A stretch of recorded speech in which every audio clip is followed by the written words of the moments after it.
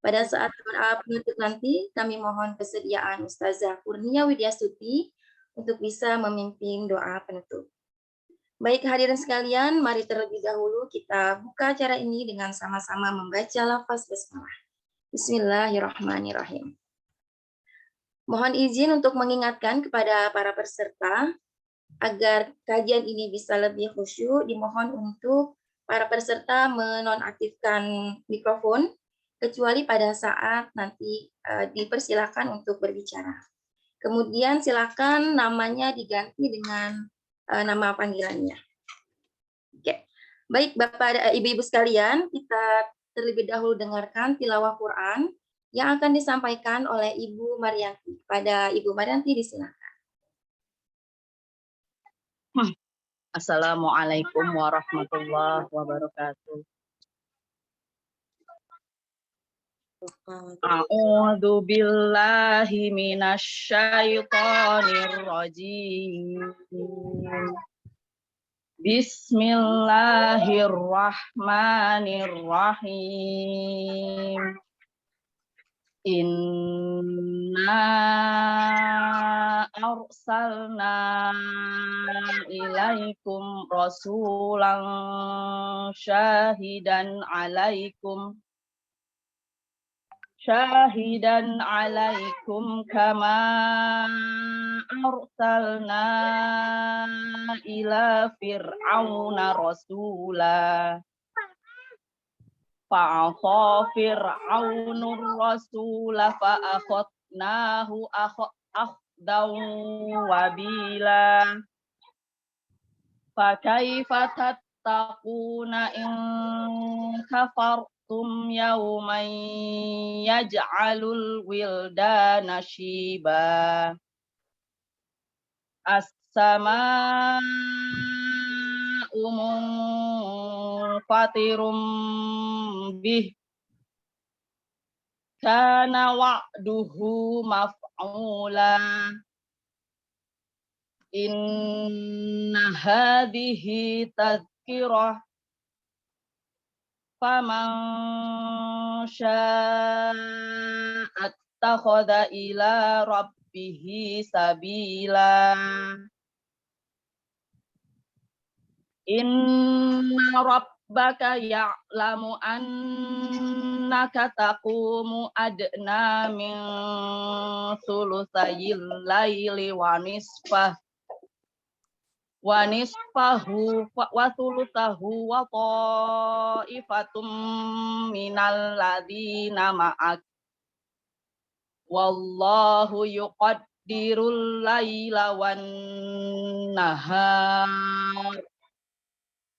alima allam tuhsuhu fataba alaikum faqra'u ma tayassara minal qur'an alima an sayakunu minkum marda wa akharuna yadribuna fil ard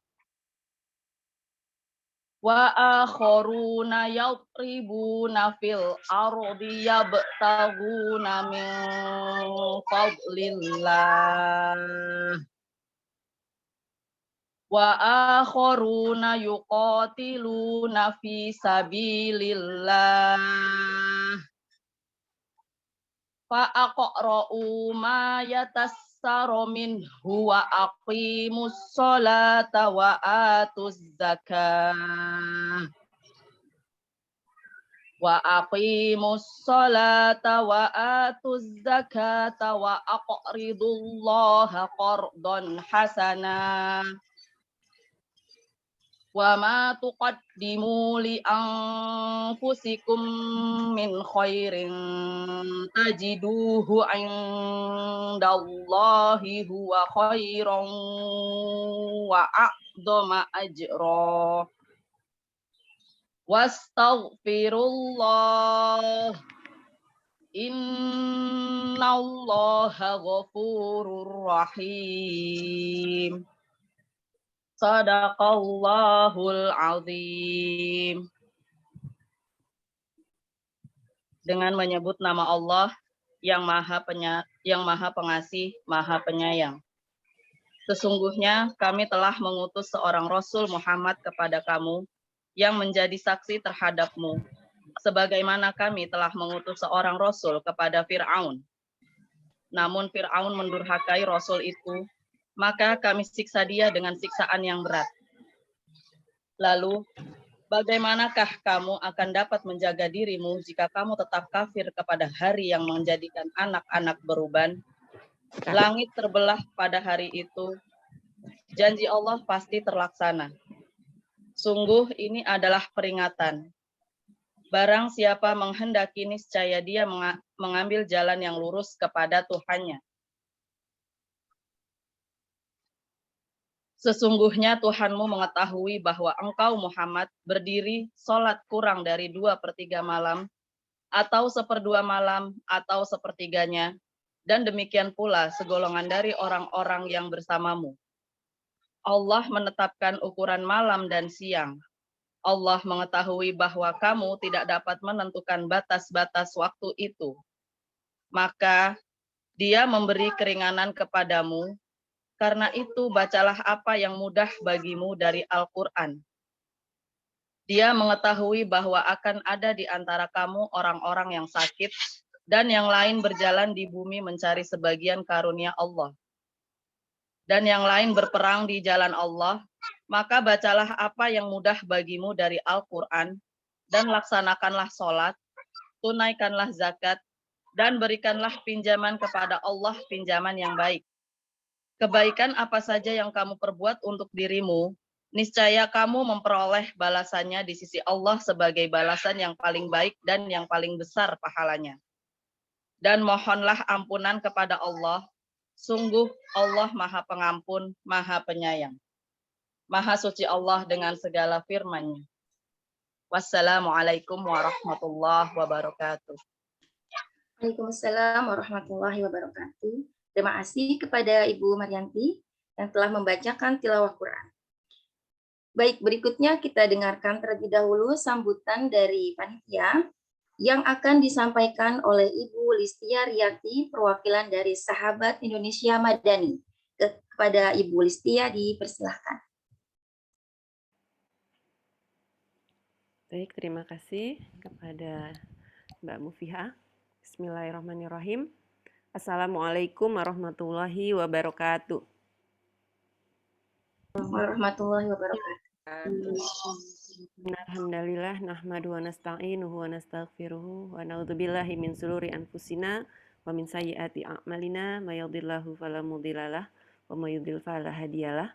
Asyhadu an la ilaha illallah wa asyhadu anna Muhammadan abduhu wa rasuluhu la nabiyya ba'da.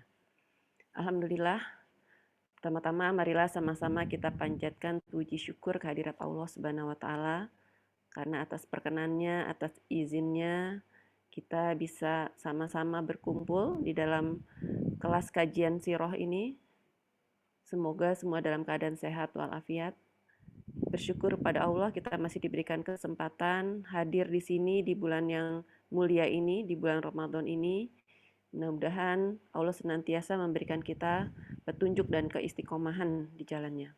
Salawat serta salam semoga senantiasa tercurah kepada tauladan kita, Nabi besar Muhammad SAW, keluarga, sahabatnya, para pengikutnya, dan kita senantiasa berdoa semoga kita kelak mendapatkan syafaat dari beliau di yaumil akhir. Amin ya rabbal alamin. Yang sama-sama kita hormati Ibu Ustazah Kurnia Widiatuti, alhamdulillah telah hadir di tengah-tengah kita sebagai pemateri hari ini. Yang sama-sama saya hormati dan saya banggakan para panitia yang sudah berusaha bekerja keras sehingga kajian ini bisa berlangsung. Ini adalah sesi kedua dan tentunya para jamaah kajian sirah yang setia mengikuti kegiatan ini dari sesi pertama pekan lalu sampai hari ini kita bisa memasukinya di pekan kedua.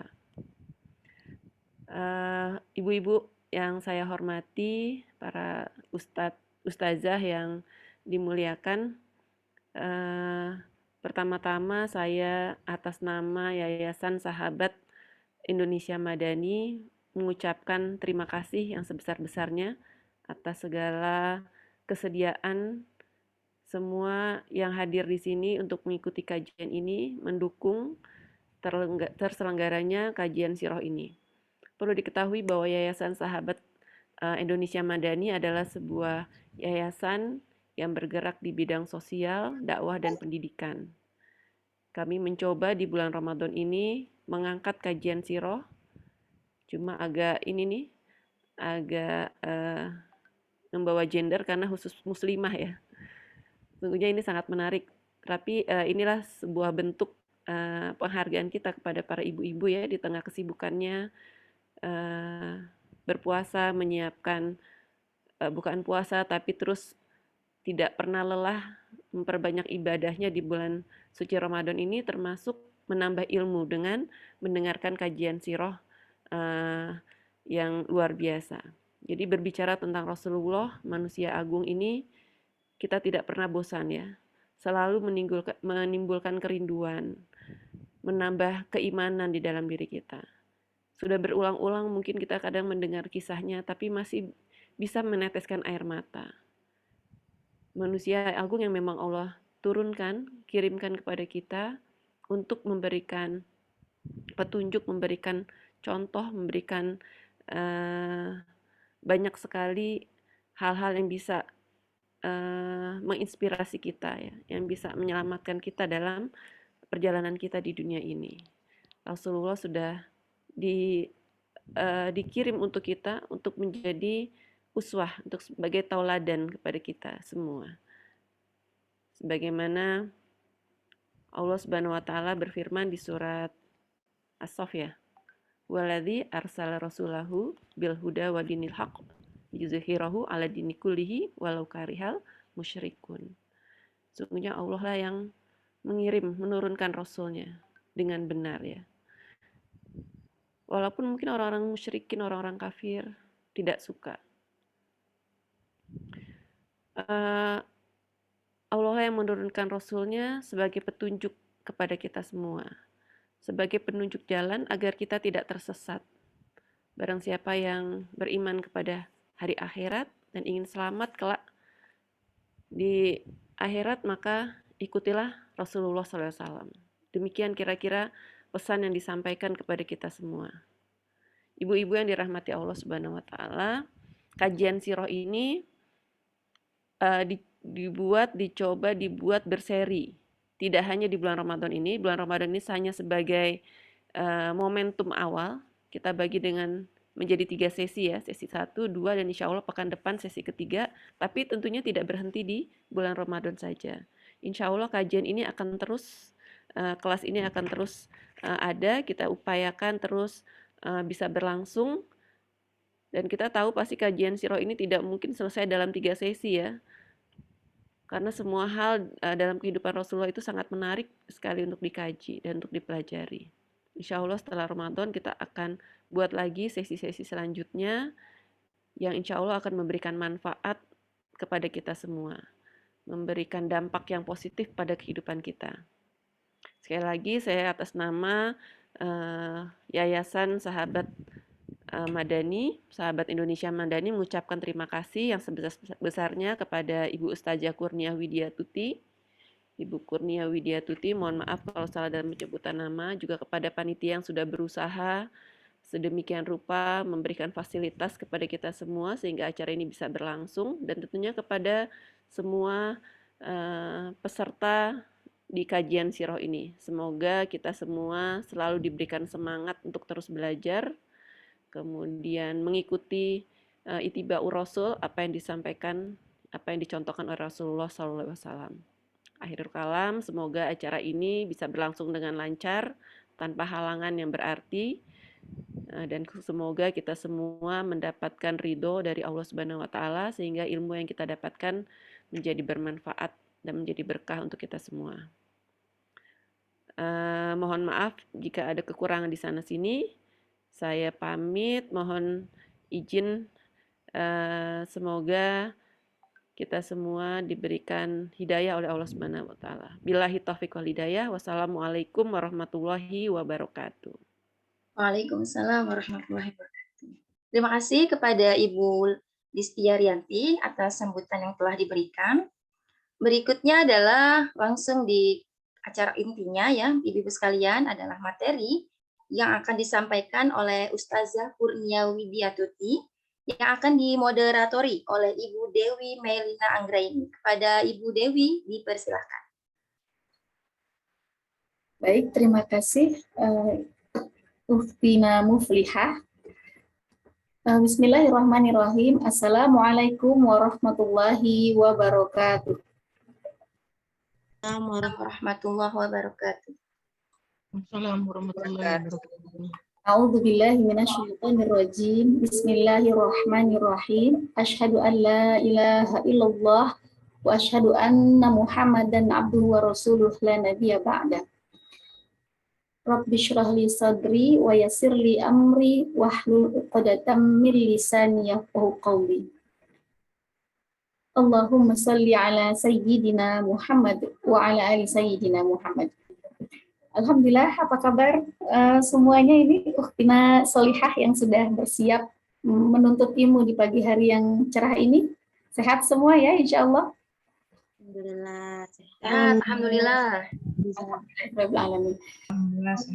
Sudah sama-sama menemani kita di sini gurunda kita yaitu Ustazah Kurnia Widiatuti yang insya Allah dalam keadaan sehat walafiat. Saya sapa dulu nih. Assalamualaikum Ustazah.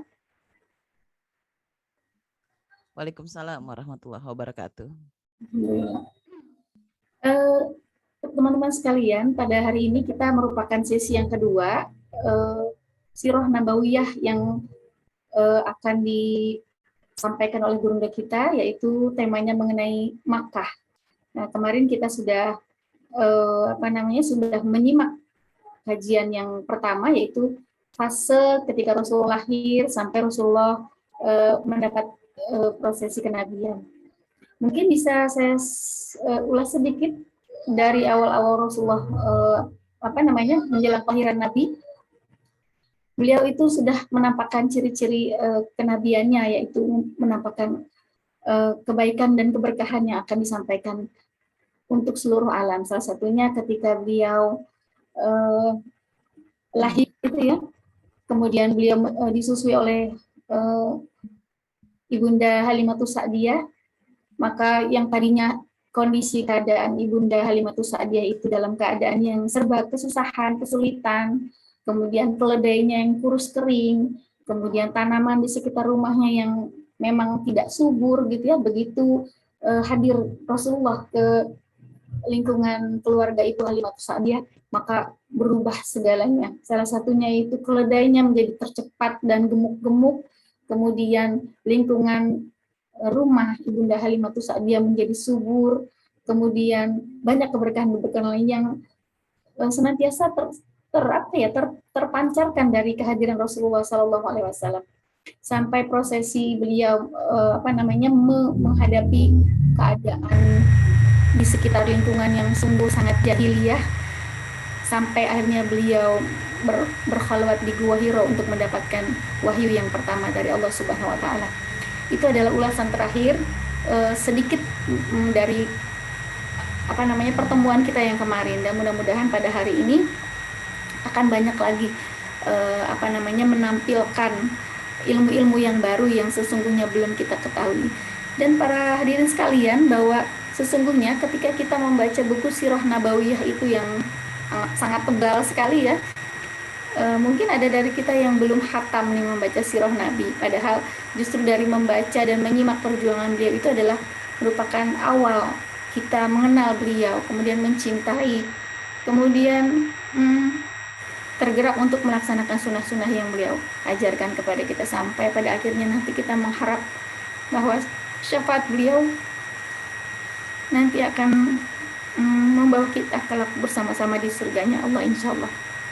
Baik para hadirin sekalian, sebelum kita masuk ke materi yang akan disampaikan oleh gurunda kita, jangan lupa untuk menyiapkan alat tulis agar apa yang kita simak bisa kita catat, bisa kita ikat, dan kemudian kita bisa pelajari lagi di kemudian hari.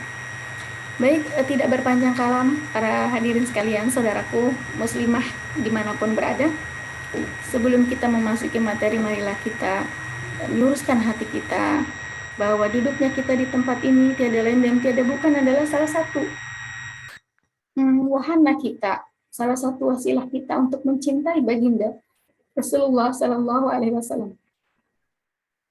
Kita luruskan kembali niat kita dengan mengucapkan lafaz basmalah. Bismillahirrahmanirrahim. Saya mau bersalawat dulu ya, nanti teman-teman sekalian menyaut ya, karena barang siapa yang mencintai Rasulullah, ketika ada namanya disebut, maka dia menjawab salawatnya. Sallu ala nabi. Allahumma salli wa sallim wa barik alaihi. Allahumma salli wa sallim wa barik alaihi. Alhamdulillah, baiklah teman-teman sekalian. Mari sama-sama kita simak kajian Sirah Nabawiyah yang kedua, yaitu dengan tema Mekah yang akan dibawakan oleh gurunda kita, Ustazah Widiatuti. Bunda kami persilakan. Tafadhal mashkur. Bismillahirrahmanirrahim. Assalamualaikum warahmatullahi wabarakatuh. Waalaikumsalam warahmatullahi wabarakatuh. Waladzi anzala sakinata fi qulubil mu'minin liyazdadu imanan ma imanihim. Walillahi junudus samawati wal ardh wa kanallaha aliman hakiman. Allahumma shalli ala Muhammad wa barik alaihi wasallim. Alhamdulillah, puji syukur kepada Allah wa yang dirahmati. Tak terasa seminggu sudah kita berlalu dan bisa berjumpa kembali. Waktu begitu cepat dan sebentar lagi berarti Ramadan akan meninggalkan kita. Semakin dekat dan semakin perlu kita untuk betul-betul memanfaatkan Ramadan ini dengan optimal. Insya Allah dengan kajian ini kita semakin mencintai baginda Sallallahu Alaihi Wasallam. Salawat dan salam untuk beliau, untuk keluarganya, para sahabat, serta orang-orang yang senantiasa berjuang di jalan Allah hingga yaumil akhir.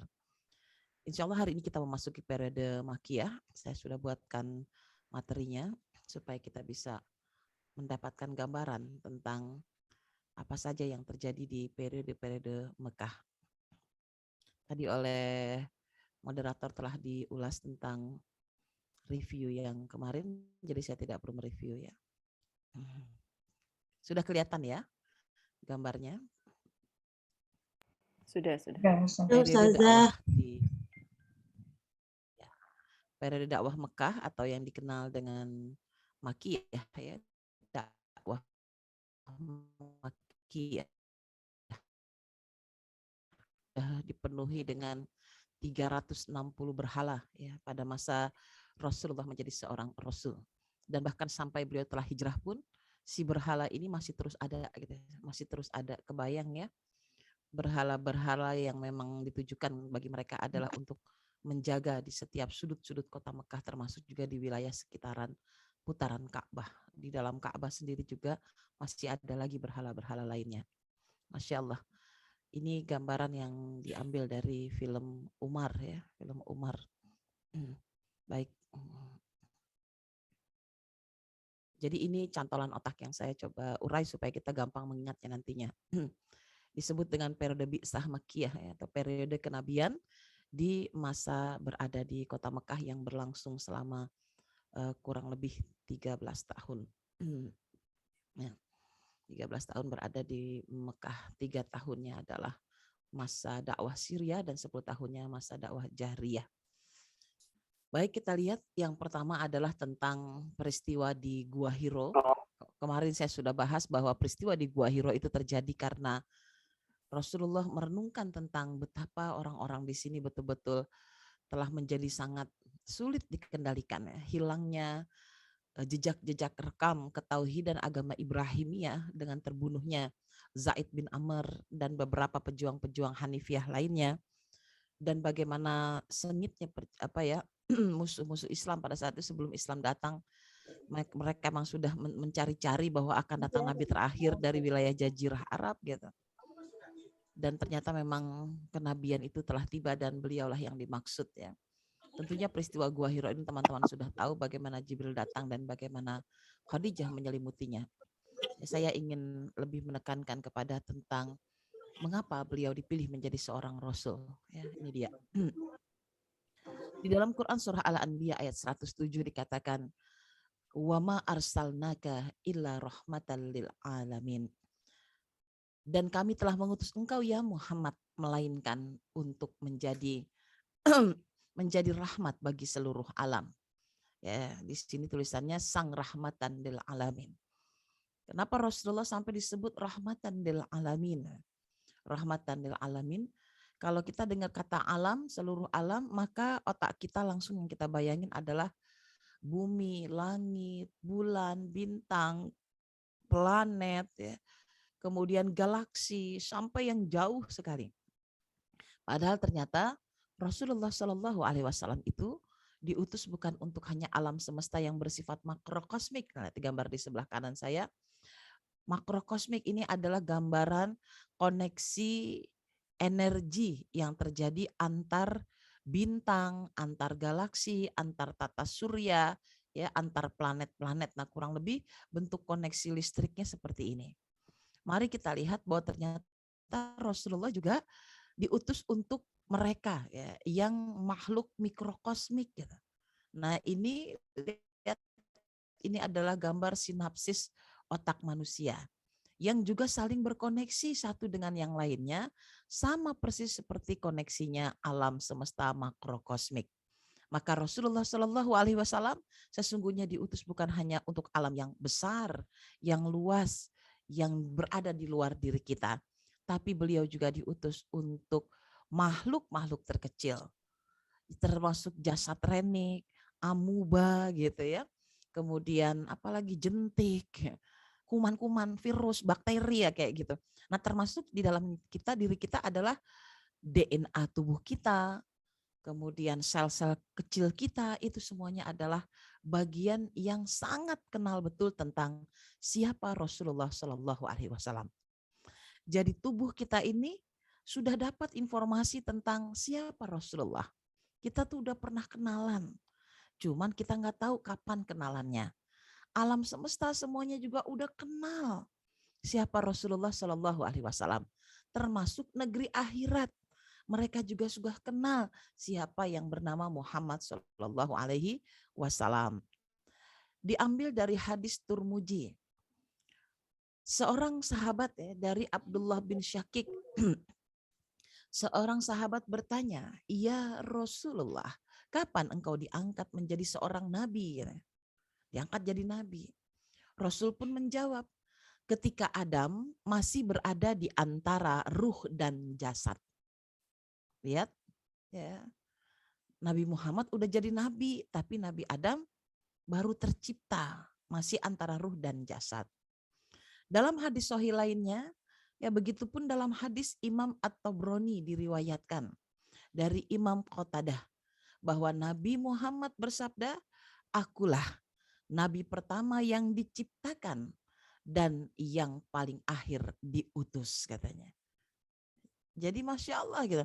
Sekarang kita mulai tahu nih, berarti hal ini menjelaskan kepada kita bahwa Nabi Muhammad Shallallahu Alaihi Wasallam sudah ada sebelum ada manusia, termasuk Nabi Adam. Nabi Muhammad sudah ada.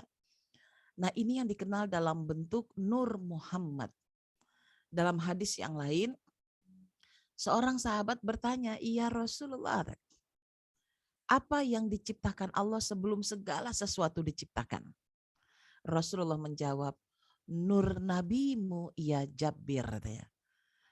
Cahaya nabimu ya Jabir sudah tercipta.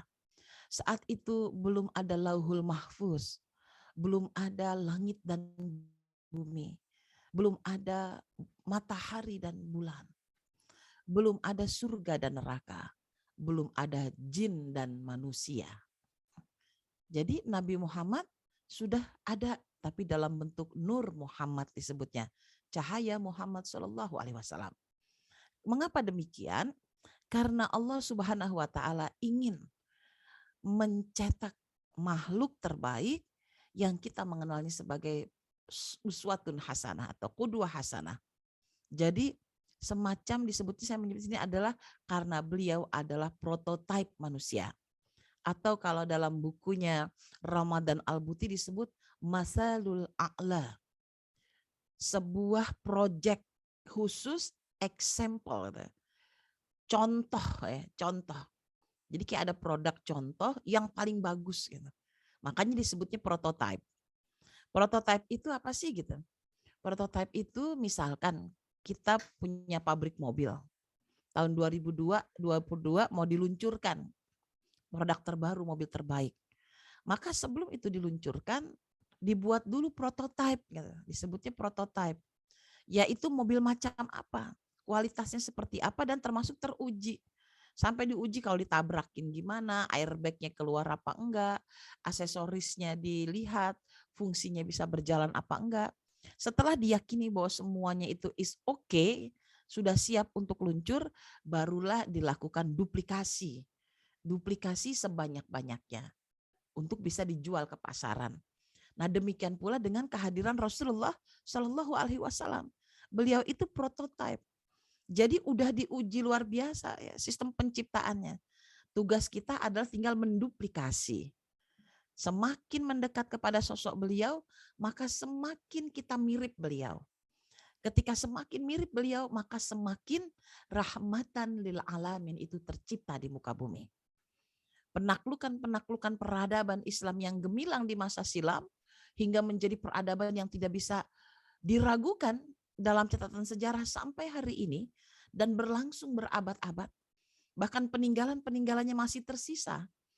Ada di Cordoba, ada di Andalusia ya, Cordoba, ada di Baghdad, ada di Turki, ada di wilayah-wilayah Eropa lainnya. Dan jejak itu tidak bisa dihapus begitu saja. Kenapa? Karena mereka semua mengikuti prototipe tersebut, mengikuti Rasulullah Shallallahu Alaihi Wasallam. Semakin mengikuti, semakin menyerupai. Masya Allah, demikianlah Rasulullah Shallallahu Alaihi Wasallam diutus gitu. Jadi sekarang kita tahu, oh pantas, kenapa kita harus mengikuti beliau? Karena beliau makhluk pertama yang diciptakan Allah. Bahkan dalam riwayat lain, ketika Nabi Adam alaihissalam bertobat kepada Allah, beliau menyebut nama Muhammad. Demi nama Muhammad, aku bertobat kepadamu ya Allah. Lalu Allah mengujinya. Bukan Allah tidak tahu, tapi Allah menguji Adam. Dari mana kau tahu nama Muhammad? Dari arsmu ya Allah. Kulihat ada tulisan, La ilaha illallah Muhammad Rasulullah. Tentu nama utusan yang disandingkan dengan namamu itu pasti dia adalah makhluk teristimewa yang pernah kau ciptakan. Semoga dengan menyebut namanya engkau berikan sedikit keistimewaan dari Muhammad agar aku bisa engkau ampuni. Masya Allah. Jadi Nabi Adam tuh sampai meyakini banget gitu. Kalau nyebut nama Muhammad maka dia akan mendapatkan keistimewaannya. Meskipun hanya sedikit saja. Minta sedikit keistimewaan. Itu Nabi Adam sampai kayak gitu. Bahkan dalam riwayat yang lain diceritakan, Nabi Adam menasihati putranya, Nabi Syed gitu ya, bahwa agar dia selalu menyebut nama Muhammad dan mengajarkan menyebut nama Muhammad kepada keturunan-keturunan berikutnya. Karena kata Nabi Adam, sungguh aku melihat nama Muhammad ada di mana-mana. Dia selalu disandingkan dengan nama Allah. La ilaha illallah Muhammad Rasulullah. Nama itu ada tertera di arsy Allah. Lalu tertera di pintu-pintu surga. Tertera namanya di antara cahaya-cahaya Allah. Dan tertera namanya di dahi para malaikat dan para bidadari. Maka dimintanya keturunan Nabi Adam alaihissalam untuk menyebut nama Muhammad Rasulullah Shallallahu Alaihi Wasallam. Ya, jadi Masya Allah nih, kadang-kala kita nggak tahu nih yang hadis yang seperti ini karena memang sangat sedikit yang menjabarkan. Tapi kalau ayah dan bunda, bunda di sini pada ikut kajian-kajian Ustadz Abdus Somad ya, kemudian Ustadz Abu Yahya, itu semua mereka sudah mulai membedah masalah ini. Ya, Adi Hidayat juga sudah mulai membedah bahwa kehadiran beliau itu bukan kehadiran biasa, tapi memang didesain sedemikian rupa. Jadi ketika beliau kan dibilang gini, aku nabi yang pertama diciptakan dan paling akhir diutus ya, paling akhir sebagai proyek penyempurna gitu ya, perjalanan kenabian. Bagaimana cara Allah menjaga beliau ya? Selanjutnya setelah proses kelahiran beliau, maka Rasulullah SAW sungguh berada dalam pengasuhan Allah Subhanahu wa taala. Ini tertera dalam Quran surat Toha ayat ke-39. dan kami telah melimpahkan kepadamu kasih sayang yang datang dariku, dan supaya kamu diasuh di bawah pengawasanku. Jadi Nabi Muhammad ini sebetulnya memang diasuhnya langsung oleh Allah. Peristiwa-peristiwa kemanusiaannya adalah peristiwa yang didesain sedemikian rupa oleh Allah. Kenapa lahirnya dari janin benih Aminah dan Abdullah, dan kenapa datang dari garis keturunan yang terbaik gitu ya, terbaik. Sampai Rasul bilang gak ada tuh dari garis keturunanku seorang pezinah pun katanya. Gak ada seorang pezinah pun. Saking bersihnya sampai ke ujung-ujung itu gak ketemu gitu. Ya kalau kayak kita gini kalau digali sampai ke ujung-ujung ini bisa jadi ada orang yang berzinah gitu di antara keturunan leluhur kita, tapi Rasulullah itu sama sekali tidak ada. Kenapa? Karena Allah langsung yang pilih tempat terbaiknya, peletakan benih beliau, tentang beliau. Termasuk siapa ibu yang dipilih untuk mengasuh. Dulu saya pernah bertanya sama Ustadz Hilman Rosyad, Ustadz, berarti Nabi Muhammad itu mengapa dia juga punya akhlak mulia? Karena sangat dipengaruhi oleh ibu-ibunya yang hebat ya Ustadz. Jadi ibunya itulah yang membentuk kata, sampai dia menjadi hebat seperti itu. Apa kata Ustadz Hilman Rosyad? Salah katanya. Bukan begitu. Justru ibu-ibunya menjadi hebat disebabkan karena kedatangan beliau katanya gitu. Baru saya paham. Oh, karena memang beliau itu nabi yang diutus benar-benar dijadikan penciptaan terbaik, sehingga yang dibuat mulia bukan karena Nabi Muhammad mulia karena Aminah, bukan karena Muhammad mulia karena peran-peran ibundanya yang lain, tetapi karena Allah menjadikan mereka istimewa disebabkan mereka mengasuh Rasulullah. Kalau nggak ngasuh Rasulullah nggak akan semulia itu katanya. Gitu. Nah ini baru saya mulai mengerti, oh begitu ya. Gitu. Nah inilah dia, saya sengaja selipkan cerita ini supaya kita bisa paham. Karena sebaiknya kita sebagai perempuan mengenal 10 perempuan mulia yang tercatat di dalam sejarah orang-orang soleh. 4 yang pertama adalah perempuan yang menjadi pemimpin ahli surga. Siapa? Asyah. Kemudian Maryam, Khadijah, dan Fatimah. Itu wajib kita kenal. Dan 4 yang lainnya adalah ibunda Rasulullah Shallallahu Alaihi Wasallam. Aminah binti Wahab, Halimatus Sa'diyah, Ummu Aiman, Barokah binti Sa'labah, Barokah atau Ummu Aiman atau Barokah binti Sa'labah, dan Fatimah binti Asad. Ini wajib diketahui cerita mereka. Dan 2 orang lagi, satu orangnya adalah ibunda kenabian, ya, Nabi Muhammad Shallallahu Alaihi Wasallam yang mulia, ibunda Siti Hajar, dan istri Rasulullah yang dicintai sampai hari kematian Rasul, Aisyah radhiyallahu an. Jadi ada 10 yang sebaiknya kita mengenal sosok-sosok perempuan mulia ini, minimal itu. Ditambah cerita tentang 10 sahabat dijamin masuk surga.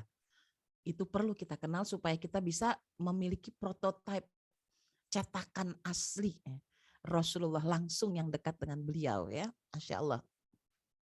Nah inilah dia, Aminah binti Wahab. Kenapa Aminah yang dipilih ya? Karena Allah telah menjaga Aminah dengan penjagaan kesucian diri. Jadi kalau kita bicara siapa Aminah, kita sedang belajar tentang perempuan yang pandai menjaga kesucian dirinya. Sampai hari pernikahannya, sampai bahkan telah menjadi seorang janda. Dia orang paling stabil secara emosional. Bahkan ketika suaminya meninggal dunia, dia tetap tabah mengasuh anak dalam kandungannya. Demikian setelah hari kelahirannya. Diujinya harus berpisah dengan putra yang dicintainya. Ia pun menjadi perempuan paling tabah. Jadi pesan yang ditangkap agar kita menjadi ibu yang pandai menjaga kesucian diri, siap untuk menerima takdir perjalanan hidup, apa yang akan terjadi dengan anaknya. Itulah Aminah binti Wahab. Lalu ibunda yang kedua adalah Halimatus Sa'diyah. Beliau adalah sang pemilik tutur kata yang bernas, berkualitas. Makanya dibilang aku dibesarkan di kalangan Bani Sa'diyah, kata Rasulullah. Karena di sana tempat orang-orang pandai berbahasa Arab yang fushah. Jadi kalau orang Jawa bilang bahasa Arab kromo inggil gitu. Ya, kalau orang-orang Sunda ya bahasa kasepuhan, bahasa orang-orang yang sangat tinggi, ya, tinggi kedudukan bahasanya. Tata bahasa terbaik lah kurang lebih. Jadi apa hikmah yang mesti diambil dari pengasuhan Rasulullah atas ibunda yang dibentuk oleh Allah tutur katanya baik. maka kita jadilah ibunda yang punya tutur kata yang berkualitas. Bagaimana supaya punya tutur kata berkualitas? Sering-sering baca kitab Sirah Nabawiyah. Karena kitab Sirah Nabawiyah itu akan membuat kita bertemu dengan tutur-tutur kata yang menakjubkan. Teman-teman pasti kalau baca buku Sirah Nabawiyah, misalkan buku biografi 60 sahabat dijamin masuk surga, 60 sahabat Rasulullah SAW, karangan Dr. Khalid Muhammad Khalid gitu ya. Nah beliau itu baru pembukaan aja udah kata-katanya itu puitis sekali, ya, indah gitu. Bahkan ketika beliau menuliskan gambaran para sahabat satu persatu itu juga kalimatnya membuat kita seakan-akan hidup bersama sahabat yang sedang diceritakan. Jadi kalau kita dekat dengan sirah Rasulullah, sirah para sahabat, maka tutur kata kita pun akan mengikuti seperti buku yang sedang kita baca. Saya teringat tentang penulisan yang ditulis oleh Abu Hasan An-Nadwi. Beliau itu ulama di masa-masa tahun 1930-an lah gitu ya. Abu Hasan An-Nadwi ini bercerita bagaimana ketika dia masih kecil, dia bilang, ayahku meninggal dunia ketika usiaku berusia 10 tahun. Sehingga pengasuhanku diasuh oleh ibu dan kakak-kakakku. Kakakku selalu memberikan kepadaku buku-buku yang bercerita tentang Rasulullah. Sehingga aku amat menyukai buku yang bercerita tentang Rasulullah. Suatu hari ku baca iklan di sebuah surat kabar. Ada iklan tentang buku Rahmatan lil Alamin. Segera aku memesan buku itu karena aku ingin tahu lebih jauh lagi tentang siapa Rasulullah Shallallahu Alaihi Wasallam. Setelah dipesan, buku itu diantar lewat pos. Ibunya bilang, kami tidak memesan buku itu, Bu. Pak, tidak memesan buku itu, Pak. Maka Abu Hasan yang masih kecil bilang, Ibu, aku yang memesannya, Ibu. Belikanlah untukku, Ibu. Kita tidak punya uang, Nak. Tapi aku sangat menginginkan buku itu, Bu. Lalu Abu Hasan An-Nadwi di dalam cerita itu dia bilang gini, maka aku pun menangis seperti tangisan Umair bin Abi Waqqas ketika memaksa bisa ikut perang bersama Rasulullah. Maka aku merengek, Ibu tolong belikan aku buku, aku ingin mencintai Rasulullah, Ibu. Sampai akhirnya ibunya pun akhirnya keliling ke rumah tetangga pinjam duit buat bisa dapat buku itu.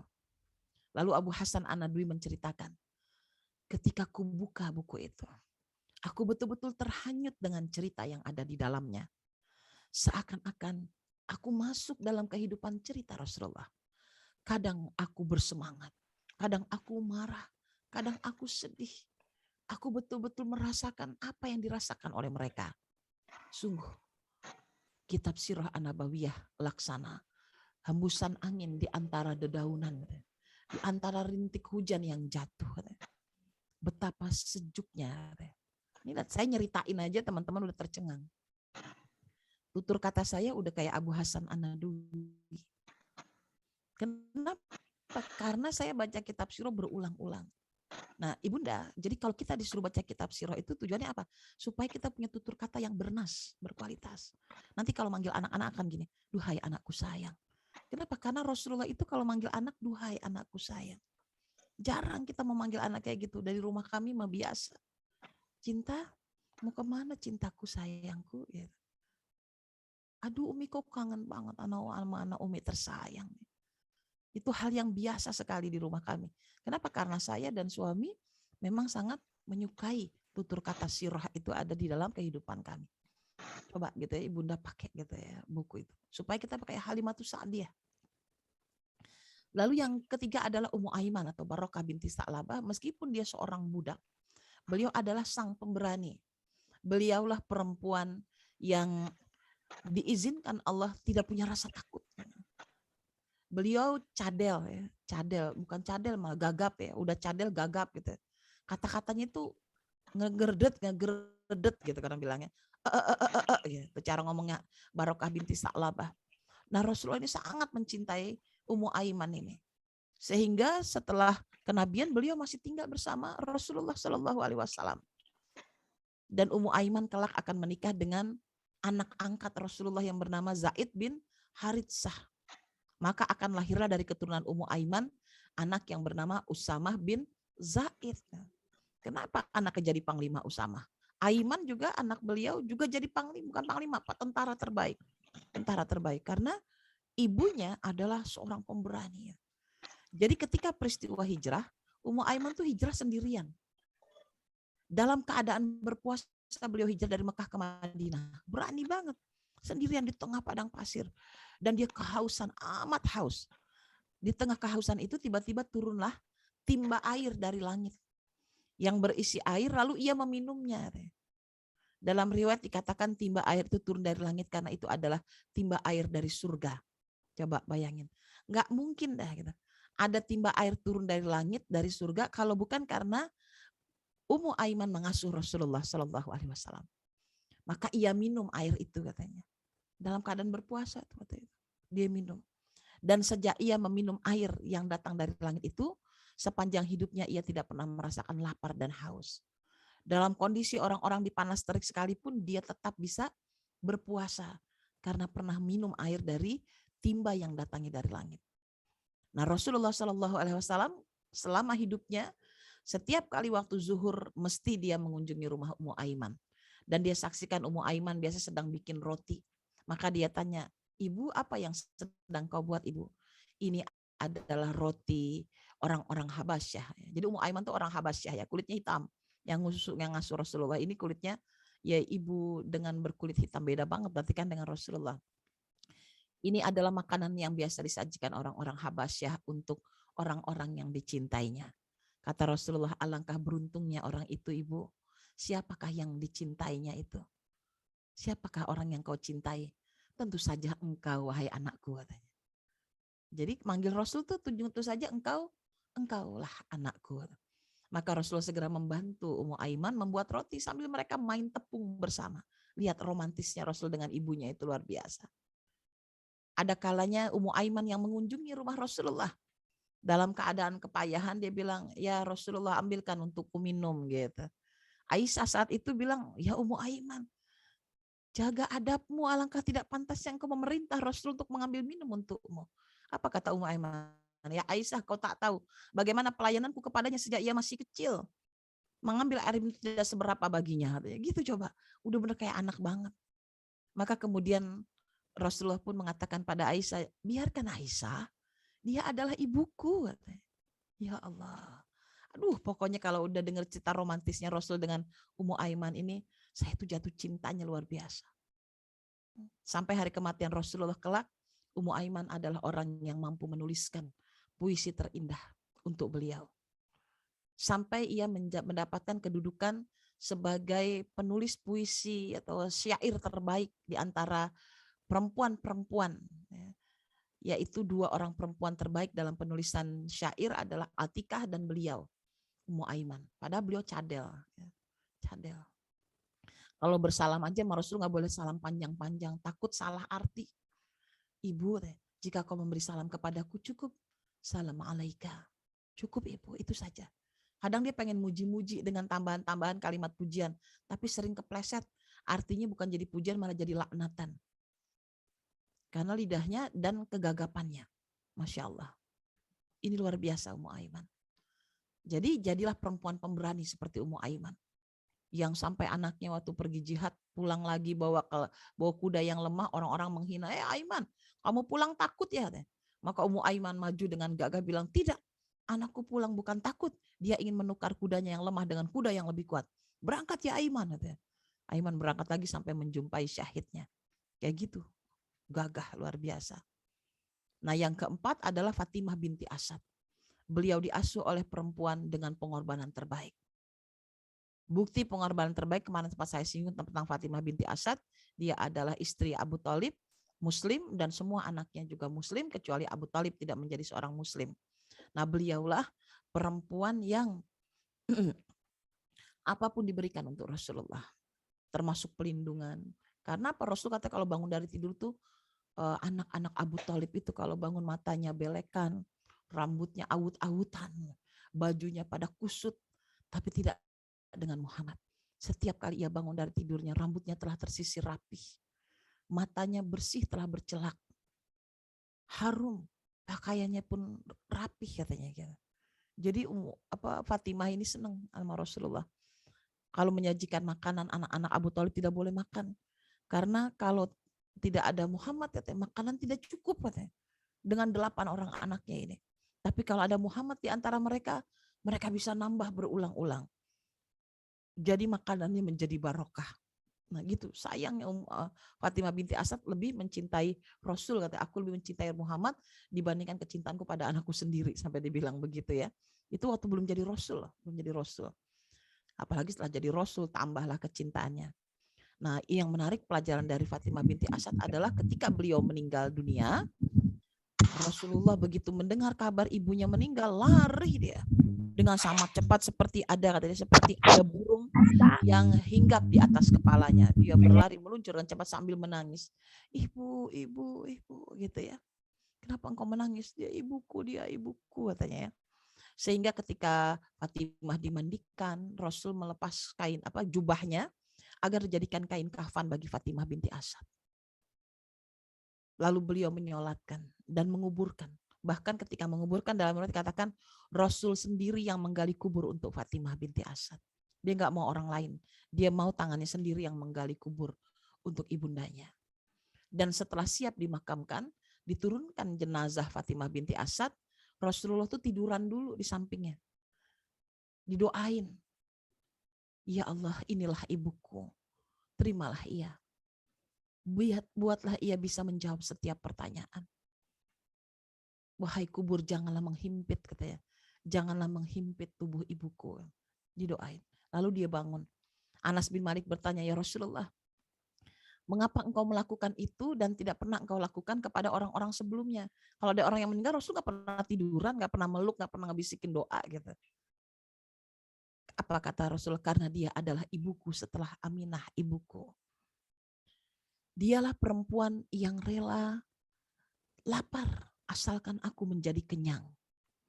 Dialah perempuan yang rela berpakaian lusuh asalkan aku mendapatkan pakaian terbaik.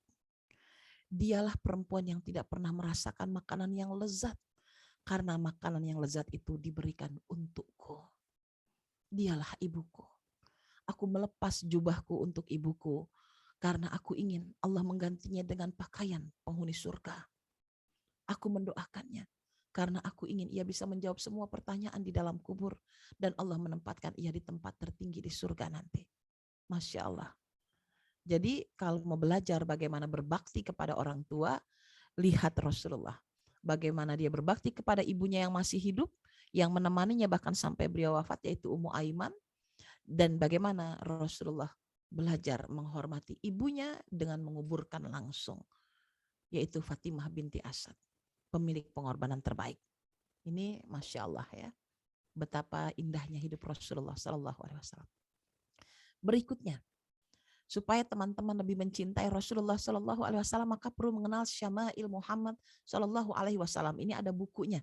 Syama'il itu adalah perawakan atau penampilan Rasulullah SAW. Rambut beliau bergelombang sebatas antara ujung cuping telinga dan bahu. Ini dia. Ini rambutnya.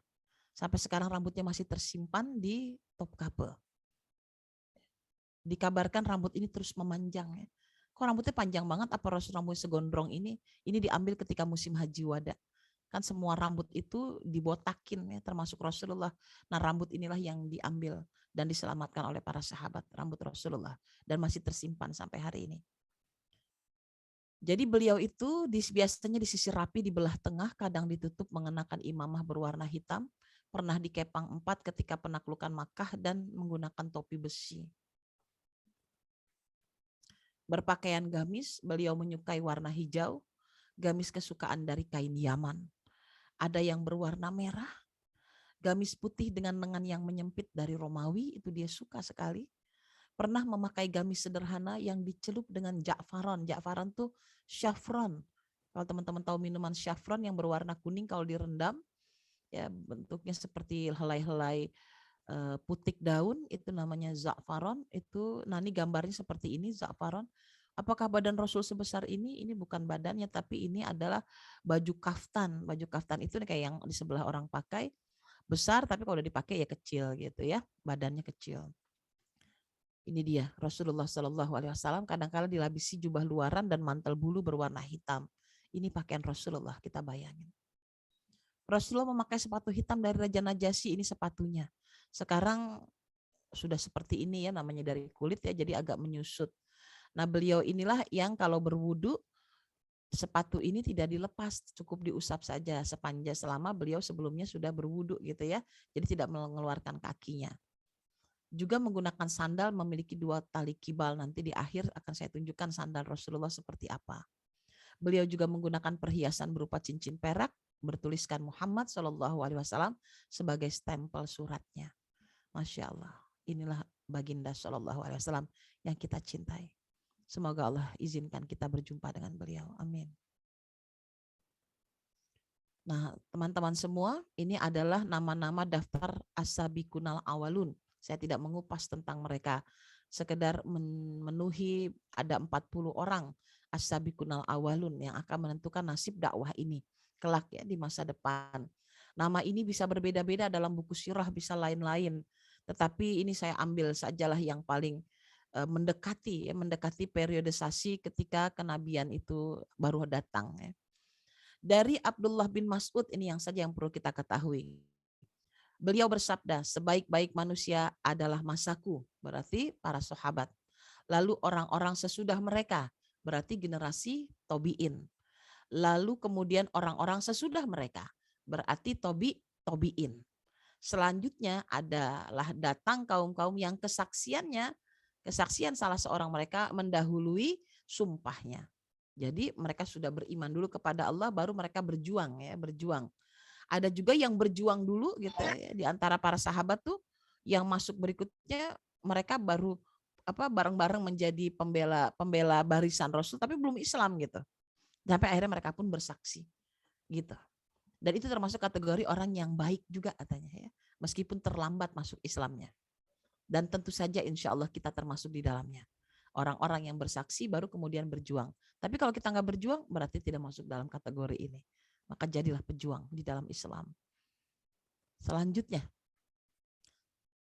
setelah itu Rasulullah SAW mengumpulkan sahabat-sahabat awal. Setidak-tidaknya 10 sahabat awal. Di antaranya ada Khadijah, ada Abu Bakar, ya, ada Abdurrahman bin Auf, ada Arqam bin Abil As, dan seterusnya. Ya. Nah, Rasulullah lalu memilih sebuah tempat pembinaan ya, tempat pembinaan terbaik. Tempat pembinaan itu adanya di Darul Arqam. Kita mengenalnya Darul Arqam sebentar. Ya. Orang-orang Mekah saat itu nggak menyadari bahwa terjadi sebuah perkumpulan rahasia gitu ya, pertemuan rahasia di mana mereka selalu setiap kali wahyu turun disampaikan di situ. Wahyu turun disampaikan di situ. Nah, orang-orang Mekah tidak menyadari bahwa terjadi gerakan-gerakan bawah tanah ada di dalamnya. Kenapa? Karena Arqam itu ketika masuk Islam usianya antara 12 sampai 16 tahun. Anak kecil. Dan dia datang dari kalangan Bani Mahzum. Bani yang dianggap selalu sering berseteru dengan Bani Hashim. Jadi mereka nggak mungkin deh gitu ya, orang Bani Mahzum deket-deketan Bani Hashim katanya. Karena mereka tuh dari dulu sering bertentangan, beda pendapat katanya. Beda pendapat. Dan ternyata Rasulullah di sini melakukan fokus pembinaan akidah ya. Sudah mulai diajarkan tentang sholat, tapi hanya 2 rakaat saja gitu, 2 rakaat di waktu subuh dan di waktu malam hari gitu. Itu 2 rakaat. Dan mereka melaksanakan sholat malam terus. Sholat malam terus. Jadi sahabat itu tidak ada yang pernah meninggalkan sholat malam. Sehingga kelak nanti jika turun perintah tentang sholat, andaikan sholat malam atau qiyamul lail itu dijadikan sebagai sesuatu yang wajib, niscaya kami akan melakukannya. Jadi kenapa sholat malam itu dilakukan? Karena tujuannya untuk menguatkan iman para sahabat-sahabat di generasi awal. Jadi kalau teman-teman di sini pengen punya kualitas iman sama hebatnya dengan kualitas para sahabat, ketangguhan hidup kita menghadapi kehidupan seberat apapun di tengah keluarga kita, maka jangan pernah tinggalkan sholat malam. Seakan-akan sholat malam adalah sholat yang wajib. Seperti para sahabat dulu melakukannya. Nah, itulah pembinaan yang ada di Darul Arqam. Disinilah ayat-ayat ini berkumandang.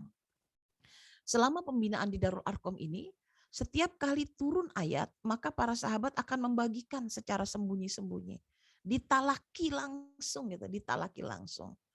Nah, di antara yang sedang ditalaki itu adalah adik Umar bin Khattab yang bernama Fatimah binti Khattab bersama suaminya Said bin Zaid bin Amr. Said bin Zaid ini sahabat, salah satu nama sahabat yang dijamin masuk surga. Kenapa Said bin Zaid itu dijamin masuk surga? Itu disebabkan karena doa dari orang tuanya Zaid bin Amr. Jadi Zaid bin Amr karena dia pemilik agama Ibrahimiyah, penganut agama Ibrahimiyah, maka beliau itu berdoa, pernah berdoa kepada Allah, ya Allah, jika aku mati atau terbunuh, sementara aku belum menyaksikan tentang datangnya Nabi terakhirmu, maka aku memohon agar dari keturunanku ada yang melanjutkan perjuangan agama tauhid ini. Dia menjadi orang yang setia bersama barisan Nabi terakhir. Dan benar Said bin Zaid ternyata termasuk orang yang paling setia bersama Rasulullah SAW. Jadi ia turut dalam barisan 10 sahabat dijamin masuk surga, sabab dari kemuliaan ayahnya Zaid bin Amr. Dan doanya ijabah, gitu, doanya ijabah. Nah, dari sinilah kemudian kita tahu bahwa di Darul Arqam inilah peristiwa yang terkenal tentang masuk Islamnya Umar bin Khattab. Jadi ketika Khobab bin Araf itu datang ke rumah Said bin Zaid dan Fatimah, sedang ditalaki Quran surat Toha. Surah Toha. Nah, pada masa-masa awal dakwah ini, sebelumnya saya cerita dulu di sini. Jadi setiap kali ada yang baru masuk Islam, di antaranya Abu Bakar, ada juga Abu Zar Al-Ghifari. Begitu dapat nilai Islam kayak Abu Bakar, dia langsung pergi ke Ka'bah lalu mengatakan la ilaha illallah Muhammad Rasulullah. Langsung digebugin, Rasul juga digebugin gitu ya di depan Ka'bah itu. Wow, siapa tuh yang menyebut nama selain nama Allah ya, hancur digebuk-gebukin. Sampai ketika itu Abu Bakar sudah payah sekali, orang yang sampai dia pingsan berkali-kali, katanya ibunya tuh sampai juga ikutan sedih menyaksikan keadaan Abu Bakar yang bonyok orang bilangnya. Tapi pertanyaan dari lidahnya adalah ketika dia tersadarkan, ibu, bagaimana keadaan Rasulullah? Bagaimana keadaan Rasulullah? Ibunya kaget. Orang sakit digebukin gara-gara dakwahnya Muhammad, dia balas nanyain Muhammad juga gitu ya, kata ibunya. Ibu antarkan aku ke rumah Rasulullah. Ibunya nganterin. Dan sampai akhirnya ibunya masuk Islam. Gitu ya. Sabab doa dari Abu Bakar, dia minta, ya Rasulullah doakan ibuku agar dia menjadi seorang muslimah. Dan ia pun menyatakan syahadahnya. Itu kisah situ. Jadi banyak peristiwa di sini. Peristiwa-peristiwa selama bagaimana mereka sholat sembunyi-sembunyi, bagaimana menyebarkan dakwah juga sembunyi-sembunyi, termasuk menyebarkan Quran. Nah, di rumah Umar bin Khattab, di rumah Fatimah ini, jadi Umar bin Khattab itu adalah salah satu orang yang pernah didoakan Rasulullah. Sabab mereka berdakwah sembunyi-sembunyi ini sulit gitu ya. Banyak penganiayaan, terusir gitu ya, yang jadi budak juga begitu ketahuan dia dianiaya.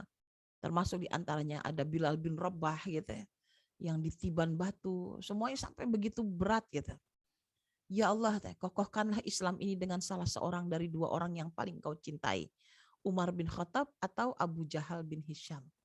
Ya, Abu Jahal namanya juga adalah Umar ya. Di antara dua Umar, Amr ya. Amr bin Hisham, ya, Abu Jahal panggilannya. Ternyata Allah memilih Umar bin Khattab. Nah, kenapa Umar bin Khattab yang Allah berikan? Karena Umar bin Khattab itu aslinya dia memang orang yang hanif ya. Kalau dulu zaman dia nyembah berhala, dia pernah ketawain dirinya sendiri. Berhalanya dia berbentuk makanan. Dia bikin bentuknya makanan. Sehingga dalam sebuah perayaan pesta berhala, dia datang, semua orang menyembah Tuhannya, dia mah lapar, dia makan aja Tuhannya. Sambil dia ketawa sendiri, Tuhan gua makan gitu ya. Itu Umar tuh. Jadi dia ketika membuat Tuhan pun Tuhan yang ya dia sendiri juga ragu sebetulnya. Nah, dia adalah tipe pembela kebenaran. Kalau ada orang yang banyak sampai tersakiti, dia marah gitu. Nah, dia lihat tuh, ini kenapa banyak orang makin lama masuk Islam dan terjadi penganiayaan di mana-mana ya. Bilal ditibanin batu oleh Abu Jahal. Lalu kemudian penyiksaan terhadap keluarga Ammar bin Yasir, terhadap Sumayyah dan Yasir, agar sampai mereka tuh, maaf ya gitu, Sumayyah itu meninggal tertusuk kemaluannya hingga tembus gitu ya. Lalu kemudian Yasir ditarik 2 kuda sampai putus tangan dan kakinya. Jadi penyiksaan itu dahsyat gitu ya zaman dulu tuh. Itu Umar ngelihat gitu. Waduh, kata Umar, ini nih gara-gara Muhammad nih, gara-gara Muhammad. Gitu. Ini keluarga jadi pecah belah begini nih, pada berantem antar keluarga sampai penyiksaan. Wah, dia nggak sanggup ngeliat gitu. Maka dalam keadaan marah ini harus dihentikan nih Muhammad nih, sudah bikin memecah belah leluhur kita. Jadi dia nggak suka kalau ada perpecahan. Jadi emang sebenarnya niatnya baik gitu ya. Dia ingin menghentikan perpecahan karena dia anggap biang keroknya Rasulullah, maka dia samperin. Maka Ibnu Hisham pun kemudian sampai di rumah Fatimah. Jadi ketika dia akan membunuh Rasulullah, ada yang bilang, Ibnu Mas'ud mengatakan, kenapa kau ingin membunuh Rasulullah? Adikmu sendiri saja masuk Islam. Apa? Dia kaget. Sampailah di sana ternyata sedang ada talaki Quran surat Taha dari Khabab kepada kedua orang mulia ini. Disitulah kemudian Umar marah, dipukullah Said, dipukullah Fatimah hingga berdarah. Maka ketika lihat ada lembaran tulisan Quran yang dibawa oleh Khabab hendak diambil, Fatimah mengatakan, tidak, tanganmu najis, katanya. Tidak boleh engkau memegangnya, karena engkau bukan orang yang suci. Kaget. Kenapa engkau mengatakan itu padaku? Sebegitunya Quran gitu ya, sebegitunya firman itu katanya, kertas itu begitu mulia sampai harus bersuci segala. Ya. Ada apa dengannya? Maka dibacakanlah oleh Fatimah. Begitu dibacakan Toha, dia nangis gitu ya. Ini firman gak mungkin ditulis manusia karena kata-katanya indah sekali. Beliau juga ahli syair masalahnya, Umar bin Khattab. Maka dia bilang, bagaimana caranya agar aku bisa belajar itu? Mandi dan berwudu lah. Maka dia pun mandi, berwudu, segera pergi ke rumah Arqam bin Abil Arqam.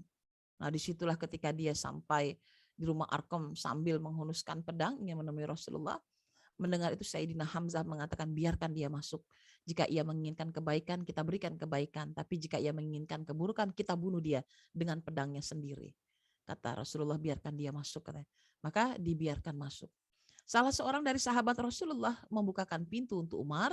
Kemudian Rasul menyongsong kedatangannya dengan menemuinya di bilik. Katanya. Beliau mengambil tempat tali celana atau tali ikatan bajunya. Kemudian menarik Umar dengan tarikan yang keras sambil bersabda kepadanya, apa yang menyebabkan engkau datang kemari, hai anak Khattab? Demi Allah, aku melihat bahwa jika engkau tidak menghentikan tindakanmu selama ini, Allah akan menurunkan siksa kepadamu. Maka Umar menjawab, wahai Rasulullah, aku datang kepadamu untuk beriman kepada Allah, Rasulnya dan apa saja yang engkau bawa dari Allah. Asyhadu alla ilaha illallah wa asyhadu anna Muhammad Rasulullah. Maka menangislah semua para sahabat bahagia. Betapa doa Rasulullah ijabah. Dengan orang yang paling